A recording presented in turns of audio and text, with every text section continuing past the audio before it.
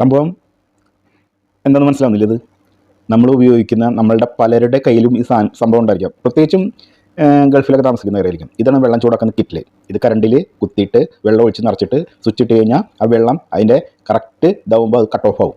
ചിലത് cut off ആവില്ല. അപ്പോൾ കട്ട് ഓഫ് ആയില്ലെങ്കിൽ അത് കംപ്ലൈൻ്റ് ആണെന്നുണ്ടെങ്കിൽ നിങ്ങൾ കളയണ്ട. ഇതിൻ്റെ പാർട്സൊക്കെ മേടിക്കാൻ കിട്ടും. ഇതൊക്കെ കളയണ്ട. കാശ് നല്ല രീതിയിലുണ്ട്. 2000 3000 ഒക്കെ കൊടുത്ത് മേടിക്കുന്ന ആൾക്കാർ കളയാൻ നിൽക്കണ്ട കേട്ടോ. നമ്മുടെ പാർട്സ് കിട്ടും. അല്ലെങ്കിൽ നന്നാക്കാൻ അറിയുന്നവരുടെ കയ്യിൽ കൊടുത്തു കഴിഞ്ഞാൽ നന്നാക്കിയും കിട്ടും. കളയാൻ നിൽക്കണ്ട കേട്ടോ.